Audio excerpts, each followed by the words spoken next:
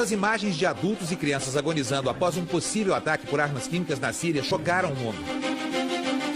Para o governo dos Estados Unidos, o país do Oriente Médio ultrapassou a linha vermelha.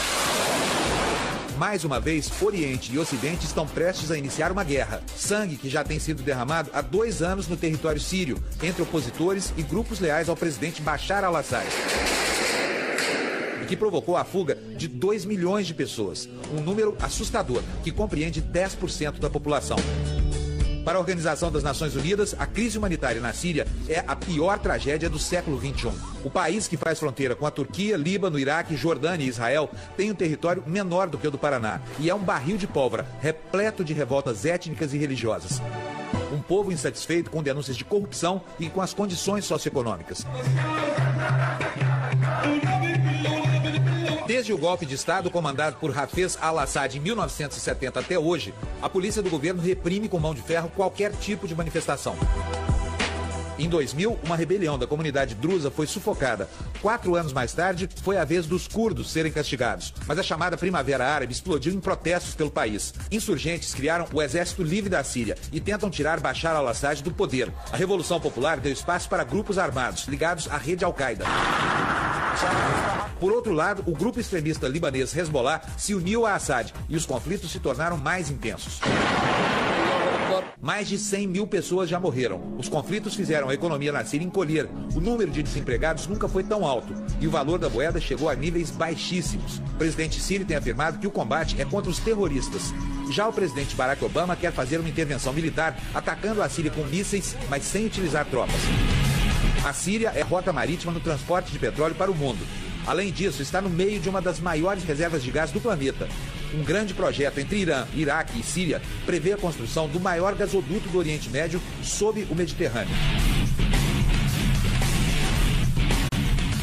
Não só discordo, Fernando, mas eu vou mais longe. Eu diria que a questão ali não são as armas químicas que o Bashar al-Assad tenha ou venha a usar, porque não usou, mas as armas químicas que entraram pela fronteira da Turquia e que foi delatado e foi relatado. As armas químicas pegas com Jabhat al-Nusra na fronteira turca e que a Rússia mostrou e toda a imprensa internacional mostrou. As armas químicas não foram usadas por Bashar al-Assad. Na verdade, o grande medo e o grande desafio ali é porque Israel está do lado. E eu me pergunto se as armas usadas por Israel para atacar a Síria durante 3 vezes, durante este ano, e que corajosamente Bashar al-Assad não revidou, porque teria feito sim aí um grande estrago na região, e ele poderia ter evitado, essas armas foram nucleares, senhores, nucleares. E isso foi delatado para a ONU, foi relatado para a ONU e está se pedindo investigação. Portanto, não se justifica e não se justifica pela linha vermelha. Essa linha vermelha não foi interceptada pelo Bashar al-Assad. Jaime? Não se justifica nem moral e nem politicamente quando há aliança clara entre Estados Unidos e Jabhat al-Nusra introduzida na Síria para destruir a Síria. Não a Síria que o VT mostrou, mas a Síria laica, a Síria independente, a Síria segura, a Síria que tinha condições de saúde, de higiene, estudo grátis, totalmente grátis. A Síria segura, que eu faria questão de morar lá se pudesse, e era esse o meu projeto de vida, senhores. Tudo isso é muito bem orquestrado. Aqui eu tenho um texto, eu gostaria até de passar para vocês, como é que se faz uma revolução, senhores. Como é que eu faço com que os intelectuais, os pensadores, as classes externas e internas, elas façam... Como é que eu fabrico uma revolução? Isso está escrito aqui. Você teve uma destruição da Síria do mesmo jeito que você teve a destruição do Iraque e do mesmo jeito que você destruiu a Líbia. E essa é uma programação mundial feita pelo grupo Bilderberg e por outros grupos que querem, sim, o domínio mundial.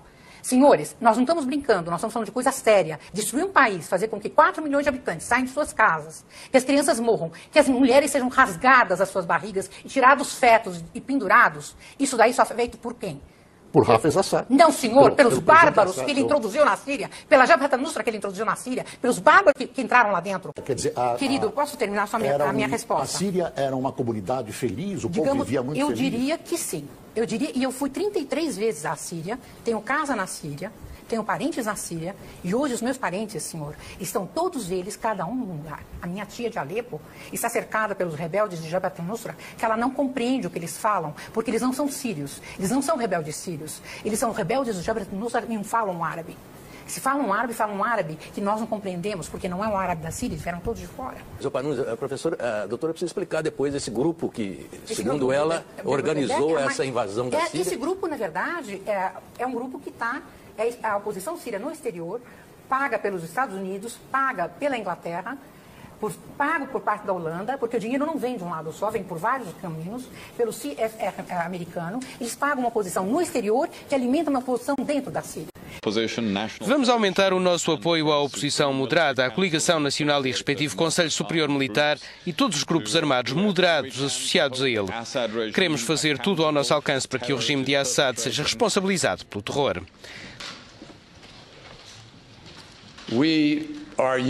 Estamos unidos ao dizer que as eleições encenadas por Assad são uma farsa e um insulto. São uma fraude à democracia, ao povo sírio e ao mundo. Se não caiu, foi graças ao apoio popular que o Bashar tem. Se ele tem tanto apoio popular, por que nunca se ouviu falar em eleições livres? Simplesmente porque talvez naquela região se pense diferente do que se pensa no Ocidente. Isso é uma desculpa. Não, senhor, eu não acho que é uma desculpa. Claro, eu não acho que eu devo estar colocando a democracia que eu acredito bipartidária que nós temos no Brasil e a democracia bipartidária que nós temos nos Estados Unidos como modelo a ser seguido pelo mundo. Não precisa ser seguido. Mas eu não entendo assim. Mas não precisa ser um ditador. Veja só, se ele era um ditador, ele é um ditador que fazia feliz o seu povo. Muito mais infeliz sai esse povo hoje, depois da interferência de Jabhat al-Nusra, que considerada da Al-Qaeda e contra os Estados Unidos e colocada na lista negra dos Estados Unidos, hoje ela se alia junto com os Estados Unidos para um ataque. Exatamente o que eu ia perguntar, Eugênio. Como é que você vê isso? Esse grupo rebelde que está infestado de Al-Qaeda, de radicais islâmicos, com o apoio dos Estados Unidos? Bom, esse é mais um dos paradoxos que os Estados Unidos têm de enfrentar. Ou seja, como, ao mesmo tempo, enfraquecer o grande inimigo estratégico dos Estados Unidos na região, que é o Irã. Nós não podemos esquecer, gente, que toda essa crise tem também um pano de fundo chamado a questão nuclear iraniana. Claro. E a grande preocupação de Israel. E esse é o grande tema também geopolítico do ano. E a questão petrolífera também. E a questão petrolífera. Doutora Couto, queria começar... Ele não tomaria jamais essa decisão neste alto escalão. E ele não precisa da Rússia e do Irã como apoiadores ou não para essa questão, porque ele não mataria o seu povo.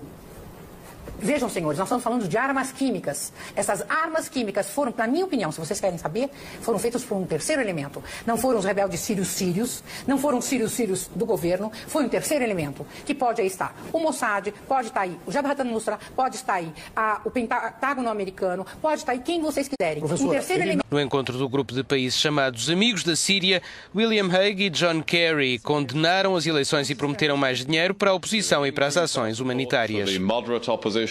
Vamos aumentar o nosso apoio à oposição moderada, à Coligação Nacional e respectivo Conselho Superior Militar e todos os grupos armados moderados associados a ele.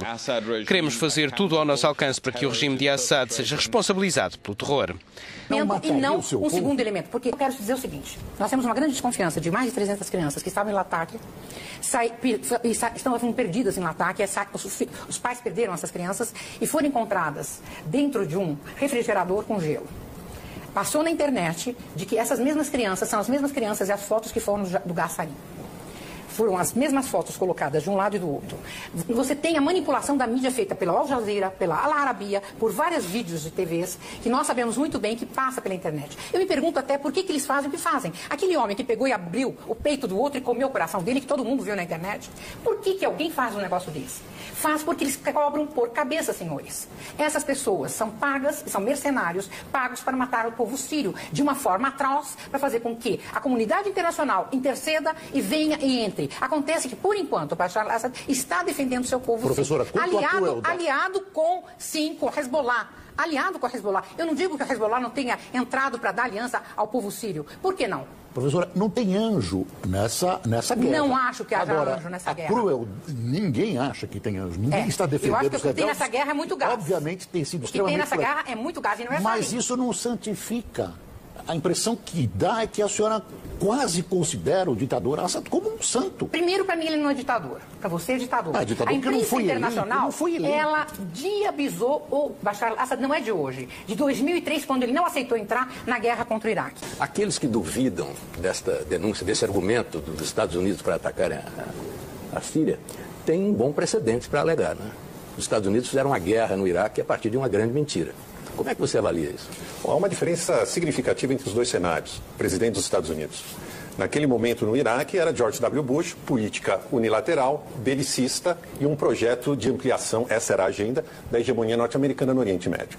Hoje, o presidente norte-americano, ele tem como prioridade terminar o seu mandato mantendo a economia em recuperação. Ele tem como prioridade justificar o prêmio Nobel da Paz que ele ganhou. Ele quer entrar para a história como o homem que terminou a guerra do Iraque, como o homem que terminou a guerra do Afeganistão. Eu tenho absoluta segurança que essa discussão sobre quem usou, quem foi o responsável, vai durar 1.358 anos. Porque, por mais que Israel estivesse mais ou menos confortável com o Bashar Assad no poder, o Irã ali do lado e o Hezbollah. Mas é muito estranha essa questão do Irã. Por que não é permitido ao Irã ter armas nucleares e é permitido a Israel ter armas nucleares? Verdade. Portanto, a minha preocupação são muito mais as armas químicas, as armas nucleares israelenses do que as supostas e possíveis fabricações de armas nucleares iranianas. Israel vive uma situação atípica e, portanto, procura se defender. A doutrina militar militar é tão atípica que ela não israelense... consegue conceber a ideia da construção de um Estado palestino do lado dela. É tão atípica que ela não tem fronteiras seguras e ela não tem na Constituição dela quais são os seus limites geográficos. Por quê? Porque ela não tem limites, é um país sem limites. Ele nunca aceitou nenhuma das condenações da ONU no Conselho de Segurança ou fora dele. Nós estamos ainda aguardando qualquer dia que Israel ainda aceite um Estado palestino, a volta dos refugiados, Jerusalém como capital da Palestina, entende? E a volta das fronteiras de 67. Por que Israel se considera um país acima da lei? Por que ele pode sim ter armas nucleares? Irã não pode. O problema na Síria não é um conflito humanitário feito pelo governo. O problema na Síria está em que a Síria está situada hoje sobre um depósito de gás que passa pelo litoral do norte da Síria, passa pelo Líbano, passa por Israel e Gaza, ele contorna o Egito e vai até a Líbia. Temos também a costa do Chipre e, se não me engano, existem também sinais de gás já na Grécia. Outra coisa, a bacia que tem entre o Kuwait, o Catar e o Irã. Esta bacia dividida pelos dois é que gerou o conflito. O que acontece é, por onde vai passar o gasoduto? E por onde vai ser a saída? Se a saída vai ser Israel, se a saída vai ser a Síria ou se a saída vai ser a Turquia. Se vai ser o projeto Nabucco americano, que já está fabricando 3.900 quilômetros de gasoduto pela Turquia, ou se é o do Gazprom, né, que é o russo, que este já está com o projeto Norte já em funcionamento, que é fazer o projeto Sul, com extensões para o Paquistão e indo para a Eurásia, para o sentido de lá. Parece que, neste momento, a Rússia ela está com mais cartas na manga do que está realmente os Estados Unidos, porque ela conseguiu fechar vários pacotes de atendimento do gás, e a passagem do gás é que está em jogo hoje, senhores. E mais do que isso, enquanto a Arábia Saudita não tirar a mão e parar de pagar os rebeldes, que ela chama de rebeldes, e que, na verdade, é frente ao Nusra, que mata e estupra mulheres dentro da Síria, a sangria na Síria não vai parar. Eu acho que a solução necessária para se evitar o prosseguimento dessa catástrofe é uma solução política, um acordo entre as partes envolvidas e que não continue num roteiro antigo do Oriente Médio. É possível, Jaime? É possível esse acordo? Então, Boris,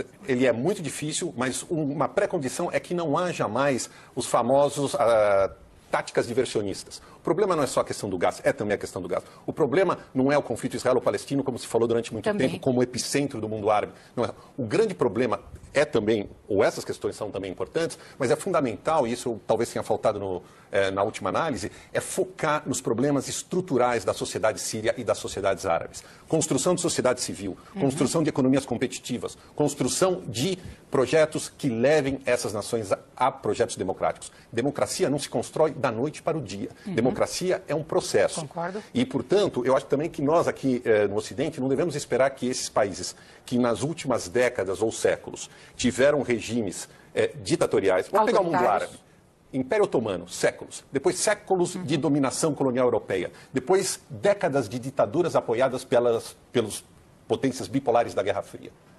Esses modelos se esgotaram. O que nós estamos vendo é um parto com um preço altíssimo em vidas, mas que as sociedades árabes estão querendo se adequar aos padrões do século XXI.